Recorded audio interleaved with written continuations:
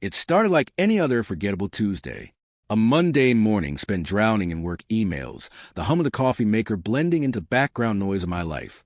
My son, Carter, sat at the kitchen table half-heartedly scribbling through his homework, barely glancing up as I scrolled through the never-ending cycle of bills on my laptop. Nothing seemed off. Nothing screamed impending disaster. If I had known what was coming, would I have done anything differently? Probably not. Some wrecks are inevitable. The first red flag was a notification from the bank. Your balance has fallen below the minimum threshold. That didn't make sense. Carter's college fund had been locked in place for years, growing steadily through careful saving. His mother, Lauren, and I had made a firm pact. It was untouchable, non-negotiable, a line neither of us would cross. I logged in, assuming it was a bank error. Maybe a glitch? Banks screw up all the time, right? But the truth hit me like a freight train. The account wasn't just low, it was empty. A big, fat, unforgiving $0 stared back at me. No transactions. No paper trail. Just gone. I blinked, refreshed the page, checked my phone app. But no, the nightmare stayed the same. My hand shook as I called out, "Lauren?" The silence that answered made my stomach twist. I tried her number. Straight to voicemail. Again, same result. Carter wandered into the room, munching on an apple, completely oblivious to the tsunami crashing into our lives. "Where's your mom?" I asked, my voice tight. He shrugged, said she had to go somewhere. Somewhere. That word burrowed under my skin, its vagueness coiling like a snake. Lauren had been acting off for weeks, distant, secretive, a little too dressed up for her so-called errands.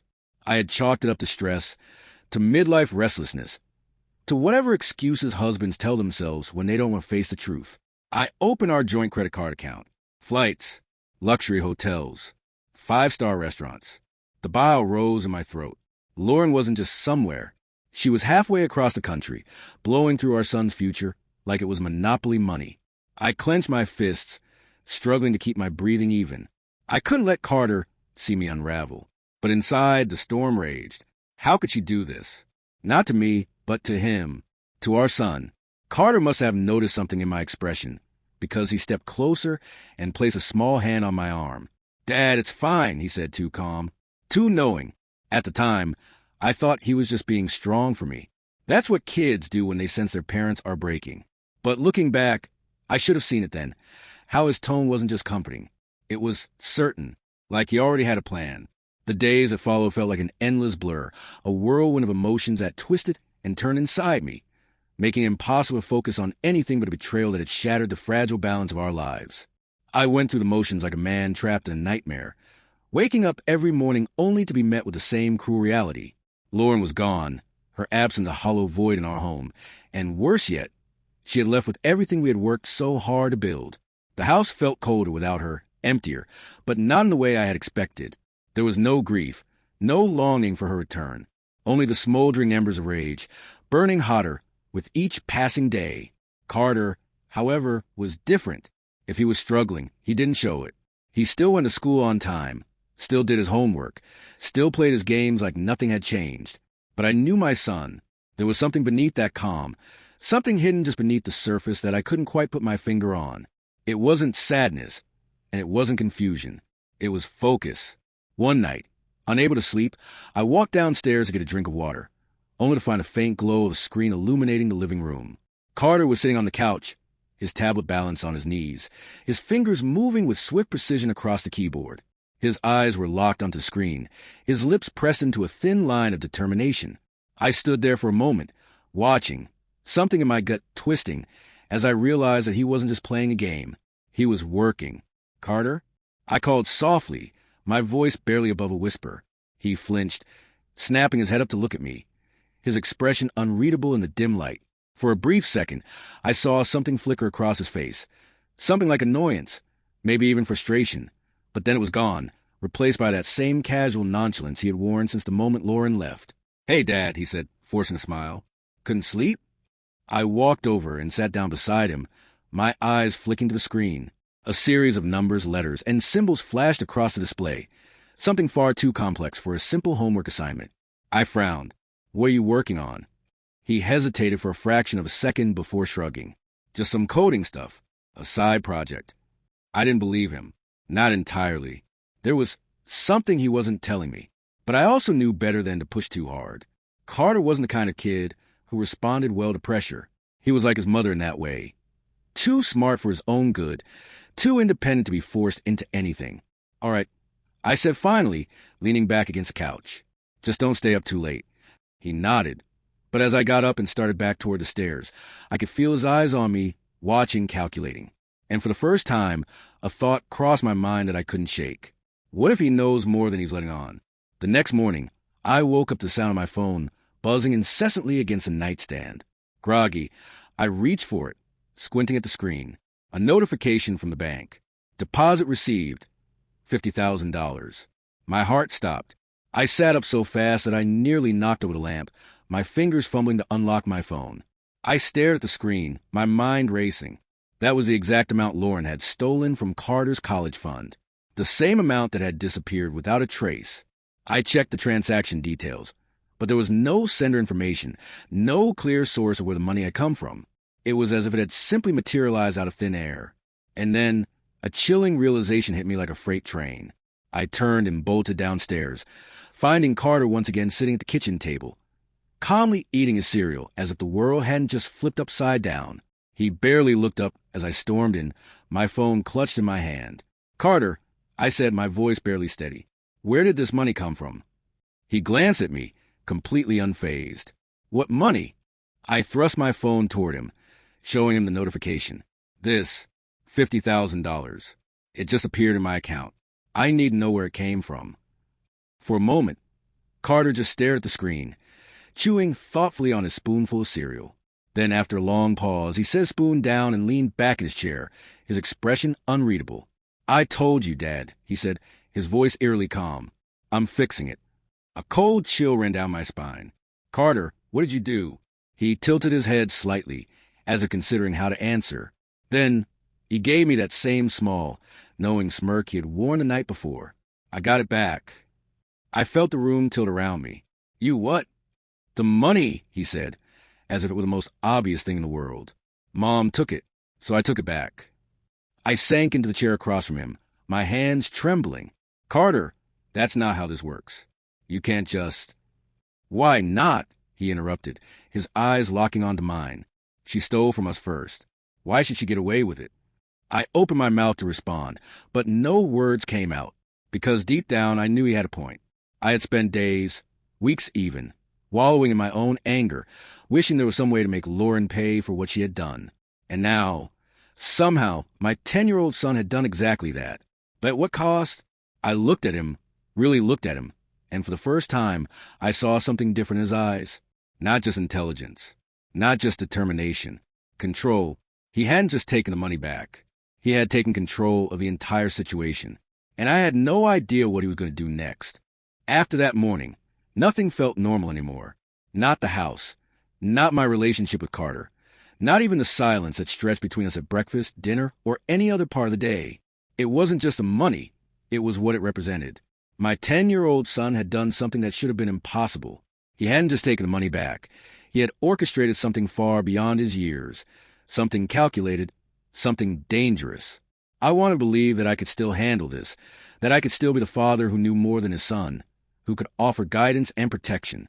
But the truth was, I felt powerless. And Carter, he didn't seem like a child anymore. He carried himself differently, as if he had stepped into a new role, one where he wasn't just a kid anymore, but something else. That evening, as I sat in the living room, nursing a beer and staring at my laptop, I knew I couldn't let this go. I had to get ahead of whatever Carter was planning next. I had to know what he had done, how he had done it, and what it meant for both of us. So, after making sure Carter had gone to his room for the night, I did something I never thought I would do. I broke into his tablet. It wasn't easy. Carter had passcodes on everything, extra layers of encryption that I didn't even know how to begin to crack.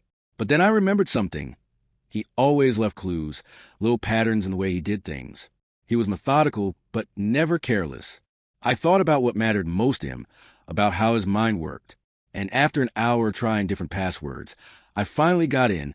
The screen lit up, revealing files, documents, and lines of code that I didn't understand at first. But then, as I scrolled further, I saw something that made my blood run cold. Lauren's name. Not just her name, her accounts, her transactions, her location data. Carter had been tracking her, watching her, digging into everything she had done since she left. And worse, he had access to more than just her financials. He had her messages. I clicked on a folder labeled The Plan, my pulse thundering in my ears. Inside, there were notes, detailed plans on what Carter had been doing. He had hacked into her personal accounts. He had mirrored her phone activity. He had been following the money trail, not just to get the college fund back, but to do something more, to destroy her. I swallowed hard. My son, my 10-year-old son, had built a digital dossier that was airtight. He had collected evidence of her infidelity, her fraud, every lie she had told, every transaction she had made with the man she had run off with. He had timestamps, screenshots, and even voice recordings from phone calls she had made. This wasn't just revenge. This was war. The next morning, I was barely holding it together. My hands shook as I poured my coffee, my mind spinning with everything I had uncovered. Carter walked in, as calm as ever, sitting at the table with his usual bowl of cereal. I set my mug down a little too hard. "We need to talk."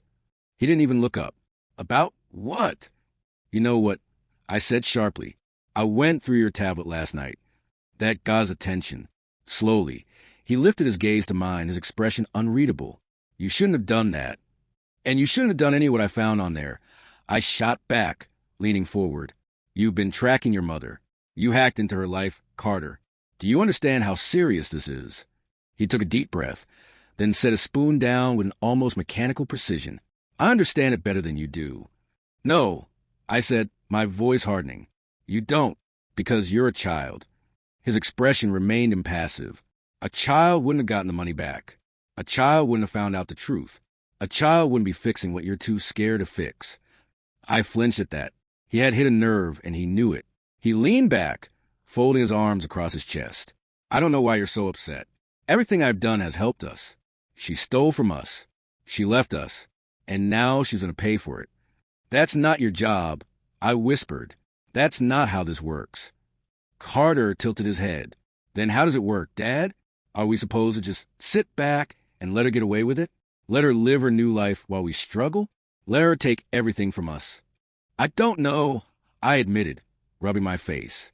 "But this isn't the answer." "It's the only answer," he said simply, "and it's already in motion." I froze. "What do you mean?" Carter reached into his pocket and pulled out his phone, tapping on the screen a few times before turning it toward me. My stomach dropped. It was an email sent to Lauren. Subject, evidence. "You might want to sit down before you open this. Because after today, your life as you know it is over." I could barely breathe. "Carter, she gets 24 hours to come clean," he said, his voice as steady as ever. "If she doesn't, everything gets sent to her employer, her bank, and the police." My hands were shaking. "You can't do this." I already did.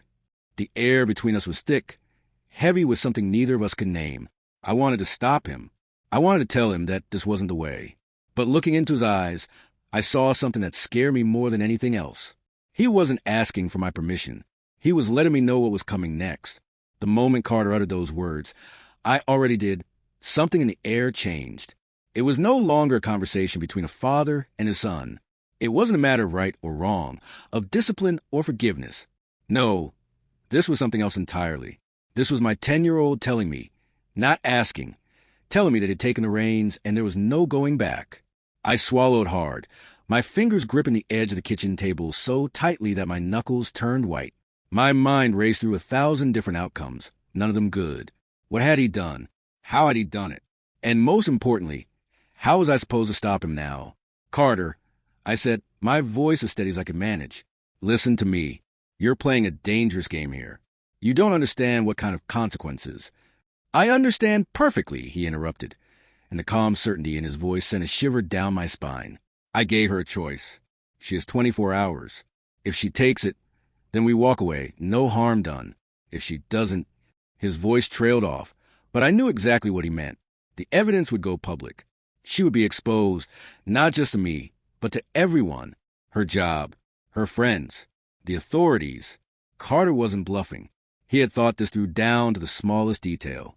And worst of all, a part of me, the part that had spent the last few weeks drowning in rage, in betrayal, in helplessness, wanted to see her suffer. I barely slept that night. I sat in the darkened living room, staring at my phone, willing it to ring, waiting for some kind of resolution, but it never came. I checked my emails a dozen times, hoping to see something, anything, from Lauren. Nothing. The silence was suffocating. Carter, however, slept like a baby. The next morning, he walked into the kitchen, yawning and stretching like it was any other day, like he hadn't set a ticking time bomb on his own mother's life. He poured himself a bowl of cereal and sat down at the table, unfazed, unworried. I, on the other hand, felt like I was going to be sick. Did she respond? Carter asked casually between spoonfuls. I shook my head. No. He nodded thoughtfully, as if that was exactly the answer he had expected. Then he reached for his phone and unlocked it with a single swipe. All right, then we move forward. I slammed my hand down on the table, making a spoon clatter against the bowl. No, Carter, we don't move forward. This ends now. He blinked up at me, expression blank. Why? Because you don't get to decide how this plays out. I snapped, my voice louder than I intended. You're 10 years old. You don't get to destroy someone's life. His lips curled into something that wasn't quite a smile. She destroyed ours first. I opened my mouth to argue, but the words caught in my throat. Because, as much as I wanted to deny it, as much as I wanted to tell him he was wrong, he wasn't. She had destroyed us first. She had made the choice to steal, to betray, to leave. She had walked away without looking back. But that didn't mean we had to become monsters too. Carter, I said, softer this time, leaning forward, if you send that, there's no going back. No undo button. You're not just taking revenge. You're burning the bridge forever. He stared at me for a long moment, then let out a slow breath. She was never coming back anyway. I had no response to that, because deep down I knew he was right. The next few hours passed in agonizing silence. Carter didn't say much, didn't do much, just sat on the couch, scrolling through his phone, waiting to see if Lauren would make the right choice. Then at exactly noon, my phone buzzed. Lauren, please don't do this. Let's talk. My breath caught in my throat. I turned the screen toward Carter. He scanned the message, then shrugged. Too late for talking. I clenched my jaw. She reached out, Carter. She's willing to talk. That means something. She reached out because she's scared, he corrected. Not because she's sorry. Maybe, but this is still a chance to do the right thing. For the first time, I saw something flicker in his expression. Something hesitant, uncertain. He was so sure of himself, so convinced that his way was the only way. But now that the moment was actually here, I could see the cracks. He was still a kid. No matter how smart he was, no matter how much control he thought he had, he was still just a 10-year-old boy who had been hurt by the one person who was never supposed to hurt him. Carter, I said gently, reaching for his phone. Let me handle this. For a second, I thought he might argue. But then, slowly, he placed his phone in my hand. A silent surrender. I stepped outside, needing the fresh air, needing to be away from Carter's unrelenting intensity. For just a moment, my hands shook as I typed my response. Me, if you want to talk, then talk. But if you lie to me, if you try to manipulate me, I swear to God, I will let Carter go through with this. Seconds passed. Then, Lauren, I'll be at the house in an hour. I exhaled, my grip tightening around the phone. I turned back toward the house, toward my son, and for the first time in weeks, I felt like maybe, just maybe, I was the one back in control. I wasn't going to let Carter dictate how this ended, and I sure as hell wasn't going to let Lauren get away without answering for what she had done. Lauren arrived exactly 1 hour later, just as she had promised, and yet the moment I saw her step out of her car, I knew she wasn't here to make things right. There was no guilt in her eyes, no shame in the way she carried herself, no remorse in the stiff set of her jaw as she marched up the driveway with the same cold arrogance she had always worn like armor. If she was nervous, she didn't show it. If she felt cornered, she refused to let it be known. Carter was sitting on the couch when I called him to join me by the door. He walked up with measured steps, his face unreadable, his posture eerily calm for a boy who had spent the last several weeks unraveling the life of the woman who had betrayed him. He stood beside me in silence, watching as Lauren approached, his hands in his pockets, his expression neutral. I could feel the weight of his presence beside me, like an unmoving pillar, grounded in something deeper than just childhood defiance. Lauren stopped a few feet away, crossing her arms, her gaze flicking between us. "So," she said, her tone clipped, her voice sharp. "You've made your point." I let out a breath, already tired of whatever game she was about to play. "That depends," I replied. "Are you here to tell the truth, or are you here to try and lie your way out of this?" Her lips pressed into a thin line. "I don't know what you think you know, but—" "You stole from us," Carter interrupted, his voice as steady as stone. "You stole from me, from my future." Lauren flinched at the accusation, and for a brief moment, I saw something flicker in her expression. A crack. Maybe it was regret, or maybe it was just irritation that she had been caught. Either way, she covered it quickly, shaking her head. "I didn't steal," she said, feigning composure. "I borrowed." Carter let out a hollow laugh, one so devoid of warmth that it sent a chill through me. "Borrowed," he echoed. "Right. And when exactly were you planning on paying it back?" She hesitated. That was all the confirmation we needed. I stepped forward then, closing the distance between us. "Carter has everything," I said, my voice low. "All of it. The transactions, the accounts, the phone calls. He tracked you from the moment you left. He knew what you were doing before you even thought to cover your tracks." Lauren's nostrils flared. "You let him?" "I didn't let him do anything. I cut in. You made this bed, Lauren. Now you get to lie in it." She swallowed hard, her arms tightening around herself. "So what?" she snapped. "What do you want? You want me to beg? To say I'm sorry?" Carter's gaze darkened. "I want you to feel what we felt." Lauren opened her mouth, probably to spit out some venom, but Carter was already reaching into his pocket. He pulled out his phone, tapped the screen once, and then turned it toward her. A single email was displayed. Subject: Evidence Submission Attention. Fraud Investigation Unit. The attachment list was extensive. Everything Carter had gathered, every shred of proof, ready to be sent with the tap of a button. Lauren's face drained of color. "You wouldn't." Carter tilted his head slightly, his lips curving into something that wasn't quite a smile. "Wouldn't I?" The air between them was electric, charged with something heavy and inescapable. It wasn't just fear in Lauren's eyes. It was realization. She had underestimated him. She had underestimated both of us. I could see her mind racing, scrambling for a way out, looking for some leverage. But she had nothing. She had no more excuses, no more lies, no more power. And for the first time, I think she truly understood that. She took a breath. "What do you want?" Carter didn't hesitate. "Everything you took. Transferred back. Today." Lauren exhaled shakily. "And then what?" Carter's grip tightened around his phone. "Then you disappear. For good."